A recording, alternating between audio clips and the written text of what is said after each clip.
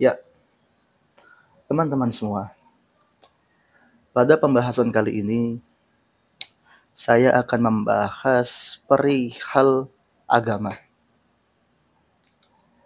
yang dimana saat ini kita ini sering, contohnya umat Islam, membenci atau dia mempunyai sikap yang kurang suka pada teman-teman kita, saudara-saudara kita, baik itu Yahudi maupun Nasrani, begitu.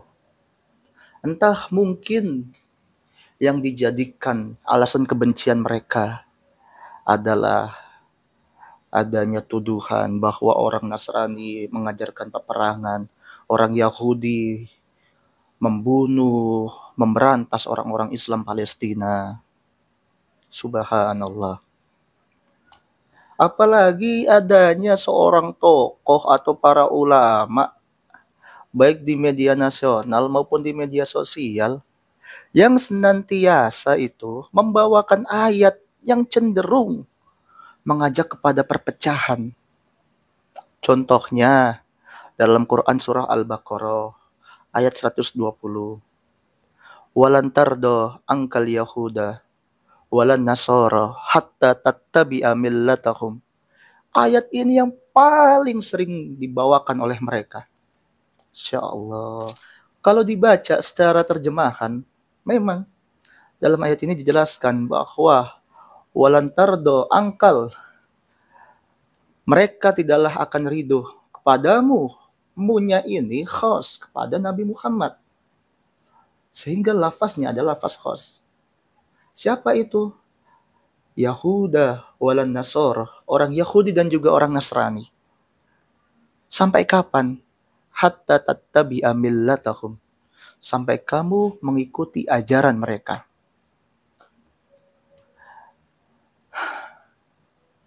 Kalau kita lihat ayat ini dan kita sandingkan dengan Quran surah Al-Anbiya ayat 4, memang ayat ini tuh harusnya berlaku untuk Rasul. Sehingga dalam ilmu ulumul Quran ada dikatakan hikmah itu diambil dari lafaz yang khusus, bukan dari sabab yang umum. Dan dalam suatu lafaz Quran, bisa dikatakan ini sebagai khos, bisa dikatakan sebagai am. Sehingga perlu kiranya kita sandingkan dengan tafsir bil maksur, contohnya ayat dengan ayat, lalu tafsir bil ra'yi, lain sebagainya.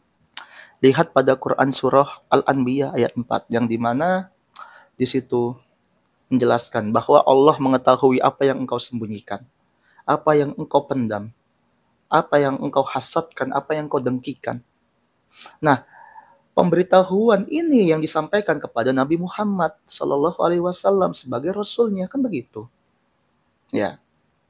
Tapi jika kembali kepada Quran surah Al-Baqarah ayat 120 yang dipakai terus-menerus, yang dimana cenderung menjadikan agama sebagai perpecahan. Ini saya bertanya-tanya kepada mereka. Kalau mereka Islam itu harusnya sadarlah. Al-Quran itu 6.666 ayat. Kok cuman ayat itu aja yang dijadikan patokan? Gitu loh. Ada 114 surat. Kenapa cuman surat itu yang dijadikan patokan? Bahaya ini kalau begini.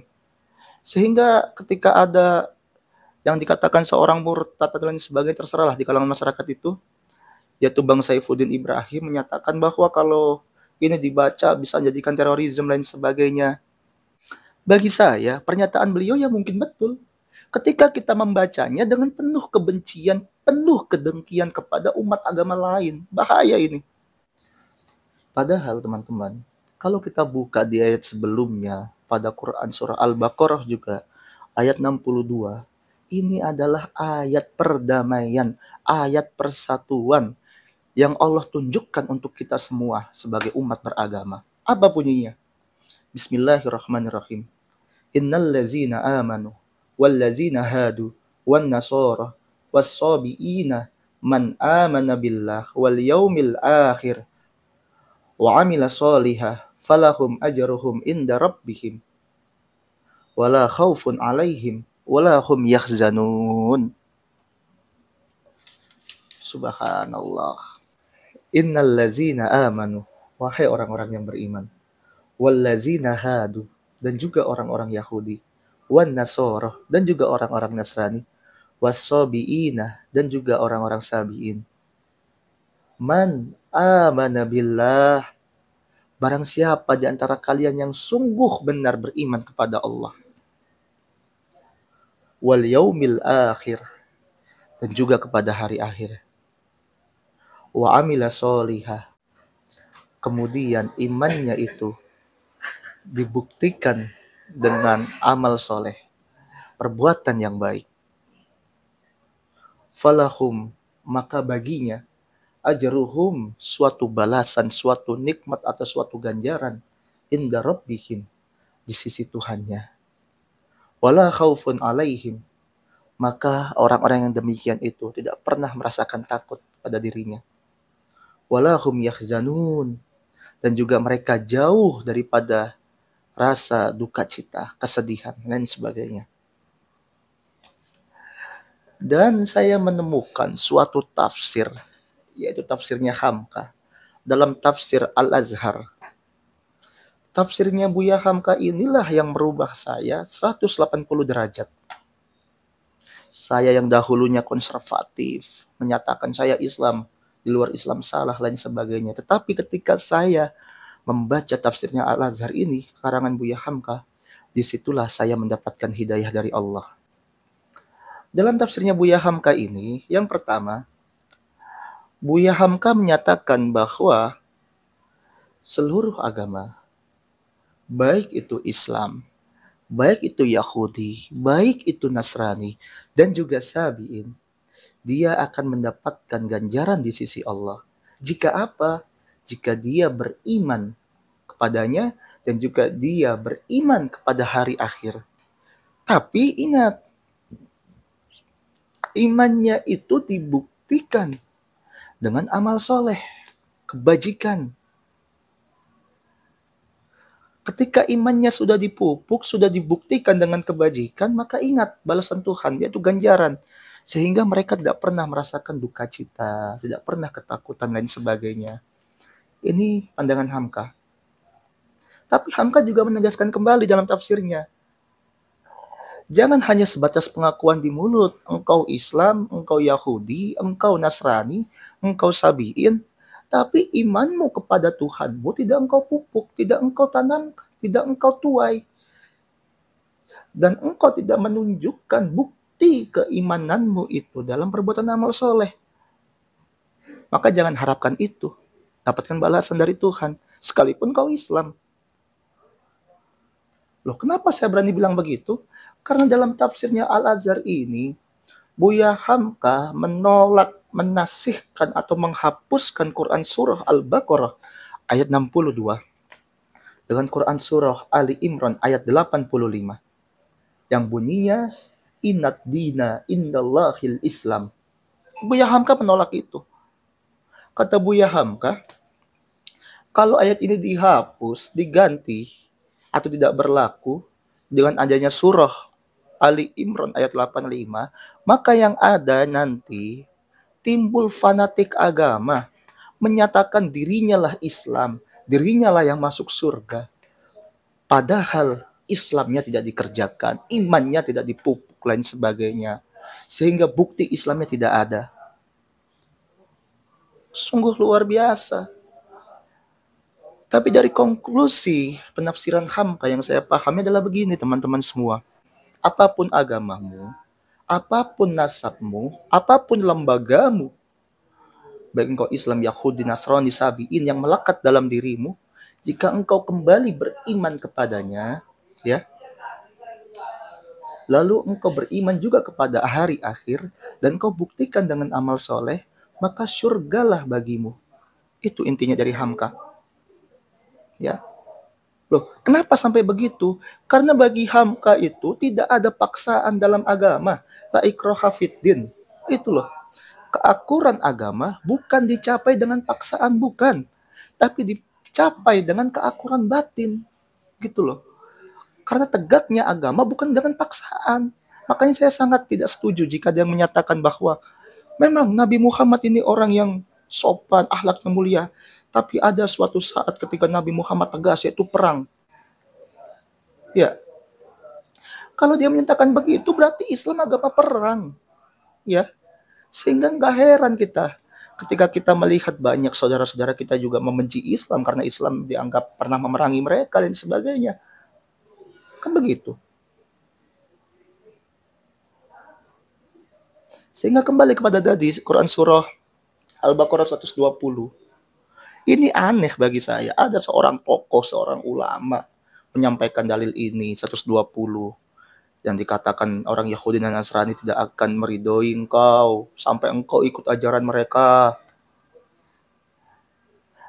Masalahnya gini, secara kaidah hukum nahnu nahkumu zawahir wallahu yatawallau sarair atau wallahu ya'lamu sarair. Artinya kita ini menghukum yang zahir kok. Dan Allah lah yang tahu bagaimana batinnya. Dan ayat ini adalah ayat untuk Nabi Muhammad. Karena Nabi Muhammad diberikan wahyu dari Allah untuk mengetahui hal-hal yang disembunyikan. Begitu loh. Jika ayat 120 engkau paksakan, engkau dengungkan, engkau sampaikan di media nasional, di media sosial, maka yang ada adalah apa? Aksi radikalisme, aksi terorisme. Begitu. Bahaya ini Pak. Memangnya dia lupa ada Quran surah Al-Mumtahanah ayat 8 yang menyatakan begini teman-teman bunyinya. La yanhakumullah anil ladzina lam yuqatilukum fiddin wa lam yukhrijukum min diyarikum antabarruhum wa tuqsitu ilaihim innallaha yuhibbul muqsitin.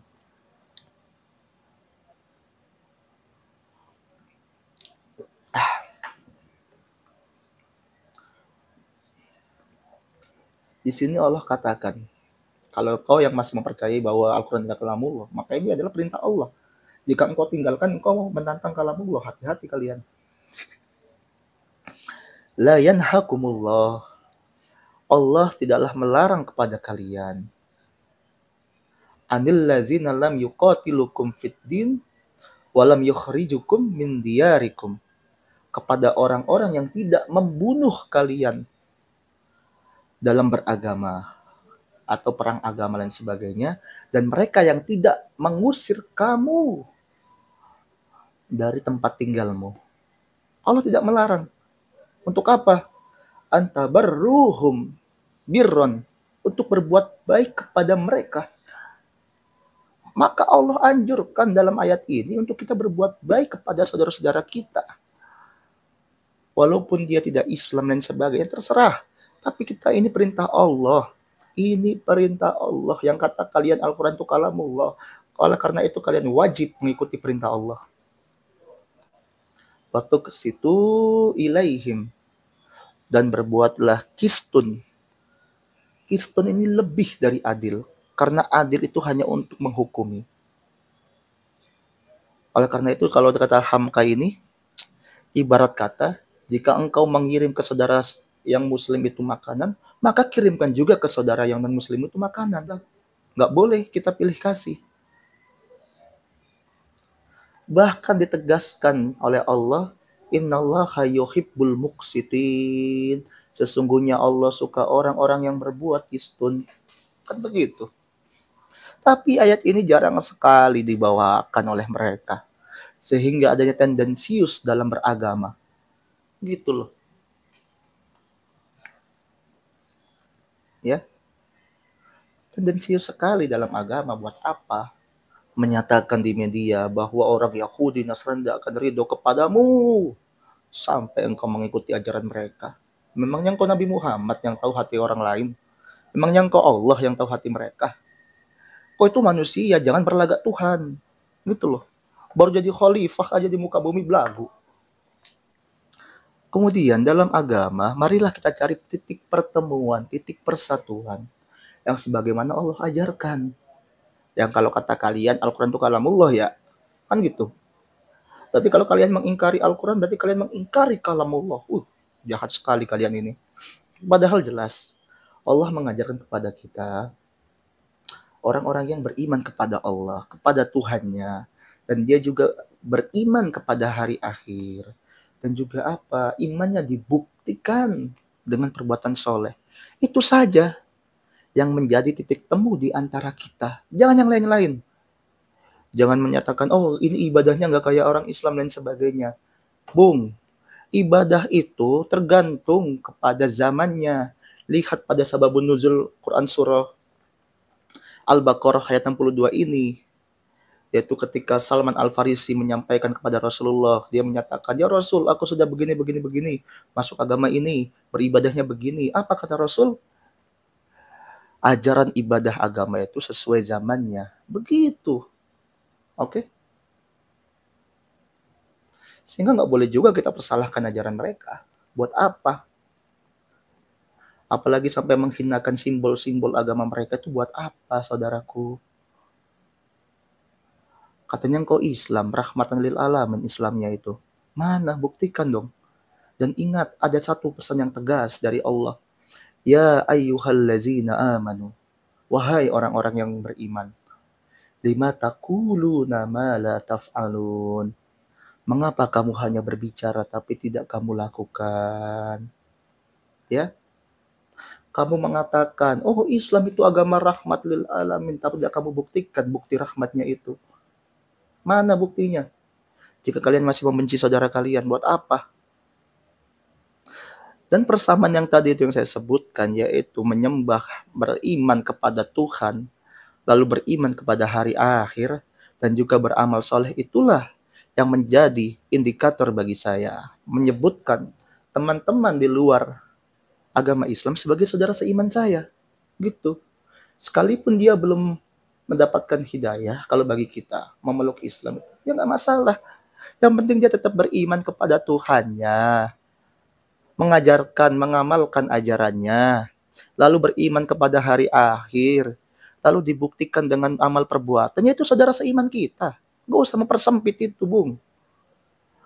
Engkau hidup tuh bukan engkau sendiri. Gitu loh. Jangan engkau terlena dengan, oh karena saya Islam maka semuanya harus Islam. Gak gitu.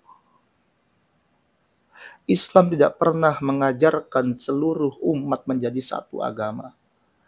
Dalam Quran sudah jelas, ya, bahwa bisa saja Tuhan menjadikan orang ini satu agama saja. Tapi Tuhan tidak menjadikan itu. Kenapa?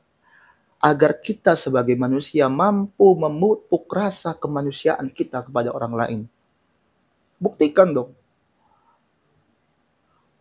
Kalau engkau Islam, buktikan kepada orang lain itu. Jangan engkau orang Islam malah semena-mena dengan orang lain. Jangan, Bung.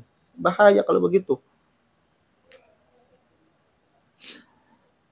Dan juga selanjutnya teman-teman semua, kita ini wajib berbuat baik, wajib menghormati, wajib menghargai saudara kita, yaitu Yahudi, Nasrani, Buddha, Hindu, lain sebagainya, itu wajib kita hargai, wajib kita lindungi. Gak boleh dia kita lukai, kita sakit, itu gak boleh. Apalagi dia mau ibadah kita larang, itu gak boleh. Itu ajaran dari mana, Bung? Mau diriin rumah ibadah dilarang-larang. Kayak gak pernah ngaji aja kalian ini. Kalian terlalu terlena dengan islamisasi dan sebagainya, sehingga hal-hal apa-apa pun dijadikan suatu simbol keislaman. Sampai jilbab pun dikatakan sebagai simbol Islam. Padahal kalau zaman dahulu itu, abad pertengahan dan sebagainya, biarawati itu juga pakai jilbab, Bung. Tapi dia Kristen, bukan Islam. Makanya lah, coba ya, difikirkan kembali. Gitu. Dan juga teman-teman semua, mari kita hapuskan kalimat toleransi.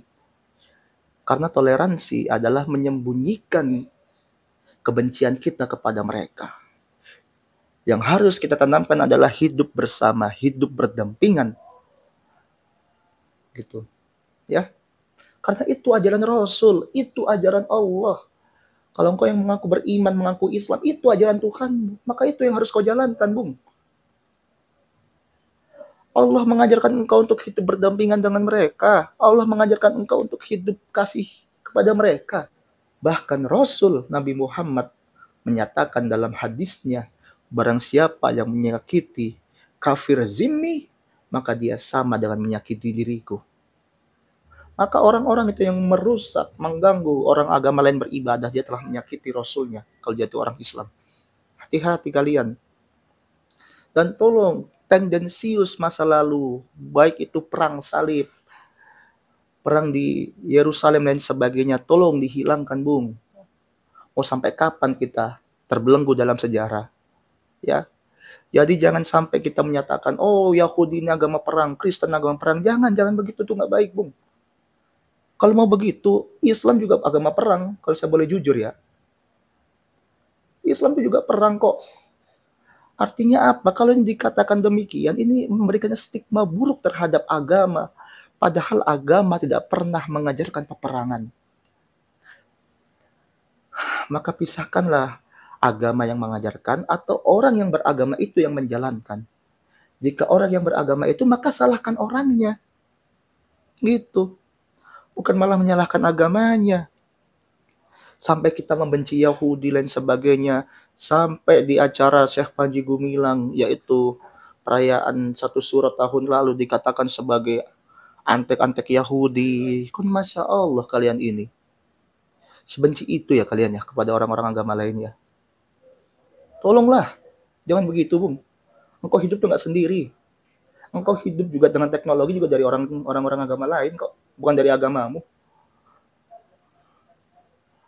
Tolong, jangan terjebak dalam kalimat-kalimat Islamisasi dan sebagainya. Karena orang Islam yang sejati tidak pernah membatasi dirinya terhadap orang agama lain. Gitu.